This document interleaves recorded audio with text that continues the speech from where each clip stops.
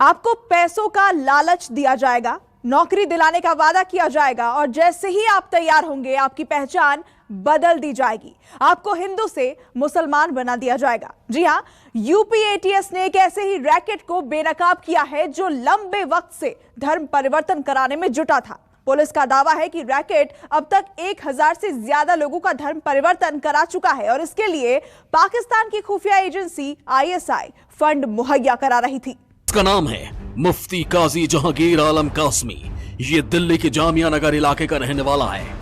इसके दूसरे साथी का नाम है मोहम्मद उमर गौतम और ये भी जामिया नगर का ही रहने वाला है।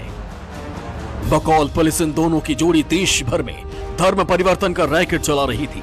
ऐसा रैकेट जिसने अब तक 100 या फिर 200 नहीं बल्कि 1000 से ज्यादा लोगों को इस्लाम कबूल करवा दिया।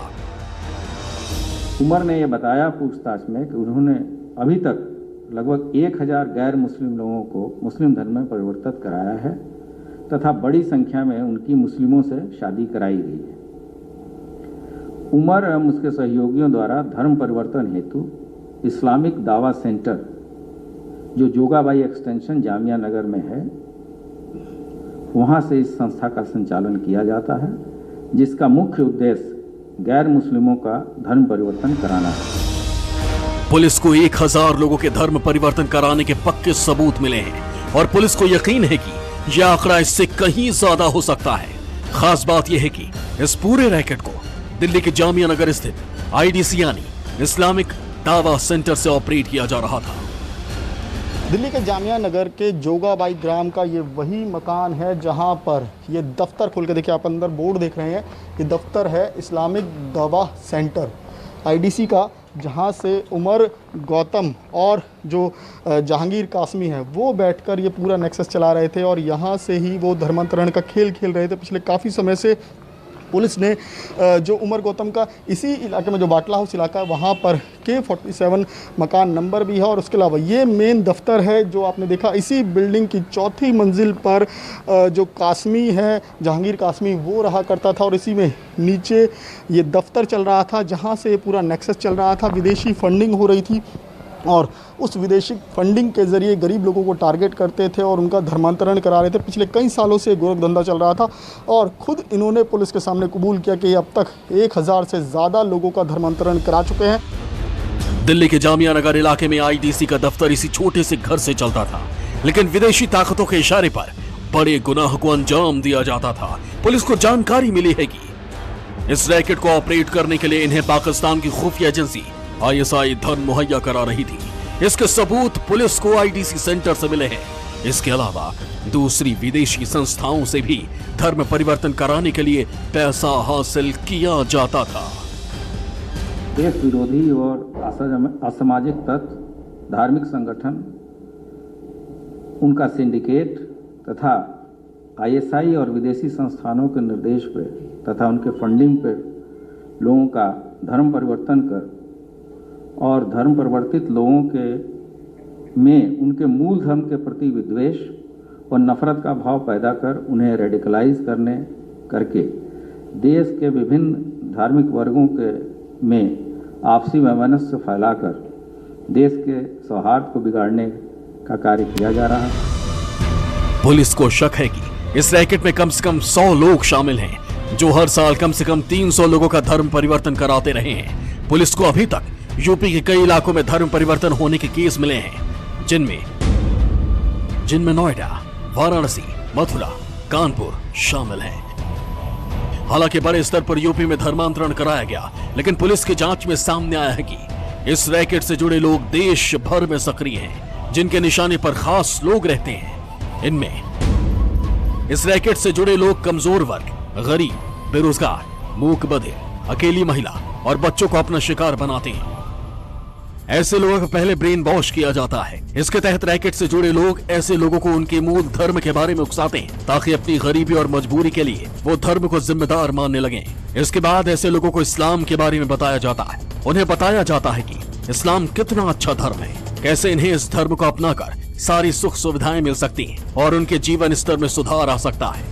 ये लोग सर्वप्रथम सुलभ टारगेट जैसे गरीब परिवार, बेरोजगार लड़के लड़कियां मूक बधिर छात्र आदि को चिन्हित कर उनके स्वयं के धर्म के प्रति विद्वेष पैदा करते हैं तथा इस्लाम धर्म को श्रेष्ठ और अच्छा बनाकर उन्हें मूल धर्म के प्रति दुर्भावना घृणा पैदा कर एवं इस्लाम धर्म के प्रति विश्वास और पक्का कर उसके मूल धर्म से विरत करते हैं। एक बार कोई इनके जाल में फंस जाता तो उसका इनके चंगुल से निकलना बहुत मुश्किल हो जाता, क्योंकि ब्रेन वॉश के साथ साथ लोगों को ये लालच दिया करते थे। गैर मुस्लिमों को धर्म परिवर्तन के लिए पैसे, नौकरी और शादी कराने का लालच दिया जाता। ऐसे ही जाल में नोएडा के सेक्टर 117 स्थित मूक बधिरों के स्कूल के दर्जन भर से ज्यादा छात्रों को शिकार बनाया गया। उन्हें नौकरी का लालच देकर अपने जाल में फंसाया गया और फिर धर्म परिवर्तन करा दिया गया।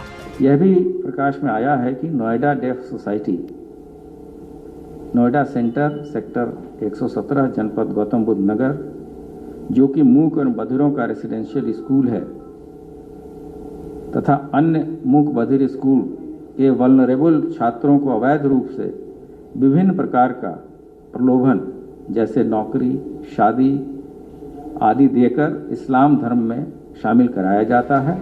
शायद ही इस डिफ स्कूल के बच्चों के धर्म परिवर्तन का खुलासा हो पाता अगर एक बच्चे ने अपने परिवार को वीडियो कॉल न की होती, बकौल पुलिस।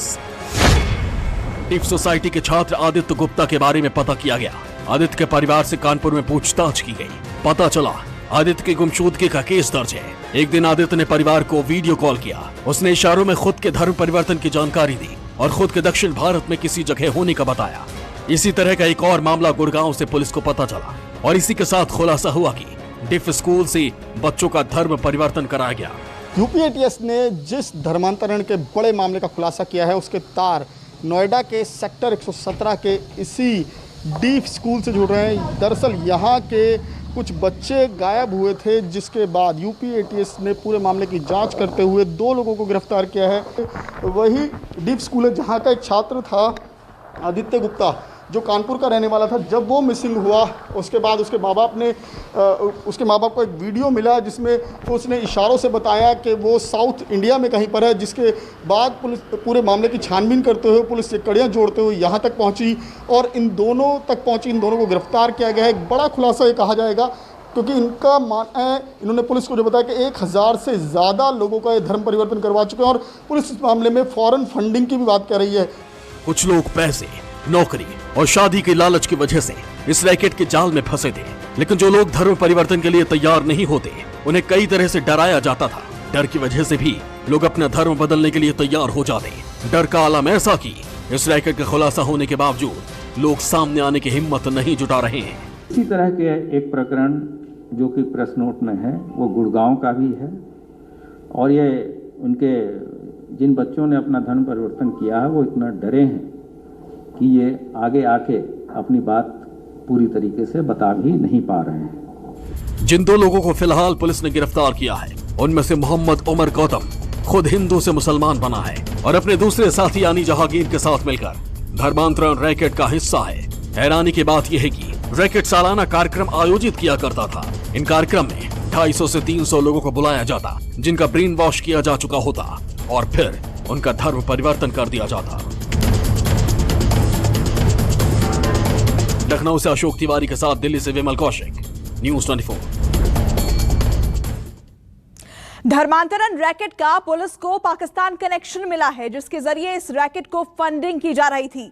लेकिन सवाल यह कि इस रैकेट तक पुलिस टीम पहुंची कैसे और कैसे इस पूरे केस की कड़ियां यूपी से होते हुए दिल्ली और फिर पाकिस्तान तक जुड़ गई। इस रिपोर्ट में देखिए।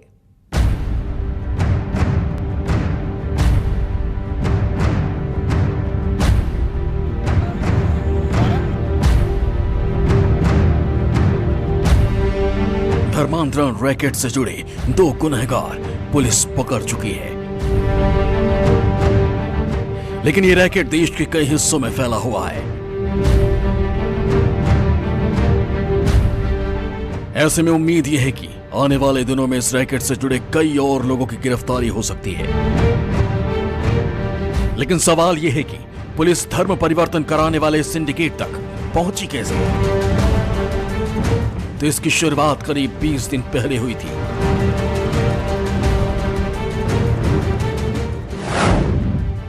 तारीख 2 जून 2021।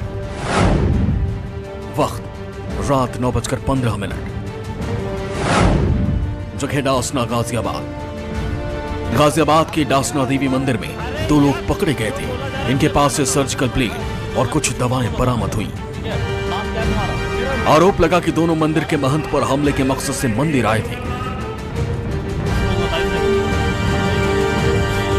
हमारे मंदिर में एक मुसलमान और एक हिंदू सर्जिकल ब्लेड और साइनाइड लेकर मेरे यज्ञ से उठने के समय यहां आए।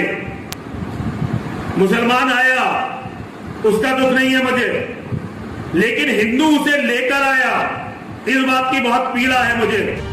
पुलिस ने केस दर्ज कर जांच शुरू की तो पता चला कि गिरफ्तार आरोपियों में एक कासिफ और दूसरा विपुल विजयवर्गीय है, जिसने धर्म परिवर्तन कर इस्लाम कबूल कर लिया है। पूरा पढ़ो। ला इलाहा इल्लल्लाहु मुहम्मदुर रसूलुल्लाह। हदीस को याद। विपुल मूल रूप से नागपुर का रहने वाला है। उसने धर्म परिवर्तन के बाद अपना नाम रमजान रख लिया। इसके बाद गाजियाबाद की रहने वाली मुस्लिम लड़की से उसने शादी की, जिसका भाई कासिफ है। विपुल 2 जून को कासिफ के साथ ही डासना देवी मंदिर गया था। ये खुद कन्वर्टी है, नाम है विपुल विजयवर्गीय, लेकिन ये इन्होंने एक मुस्लिम से शादी की है और उसमें एफिडेविट दिया था कि मैंने धर्म परिवर्तन कर लिया। विपुल धर्मांतरण के बाद रमजान बन गया था, लेकिन मंदिर के एंट्री रजिस्टर में उसने अपना हिंदू नाम बताया। गिरफ्तारी के बाद जब पुलिस ने उससे पूछताछ की तो पहली बार मोहम्मद उमर गौतम का नाम सामने आया। अब तुम बताओ कितने आर्य समाज के श्लोक बताए इसने? विपुल विजयवर्गीय है, ये खुद कन्वर्टी है। इसने फिर पूछताछ पे ये बात बताई, जिसको हम लोगों ने कि भाई एक बड़ा षड्यंत्र चल रहा है। फिर इनसे पूछताछ पे जो सूचनाएं उस पे हम लोगों ने उमर गौतम से बातचीत की। उमर गौतम से पूछताछ में पता चला कि उमर गौतम भी धर्म परिवर्तन के बाद मुसलमान बना है और जहांगीर के साथ मिलकर दिल्ली के जामिया इलाके में इस्लाम दावा सेंटर चलाता है।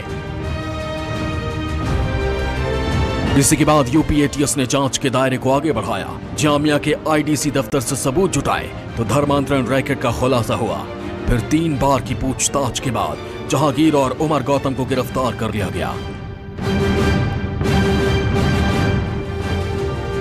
पुलिस के पास मूक बधिर लोगों के धर्म परिवर्तन कराने के सबूत हैं। इस रैकेट को विदेशों से फंडिंग मिलने के सबूत भी पुलिस के पास है।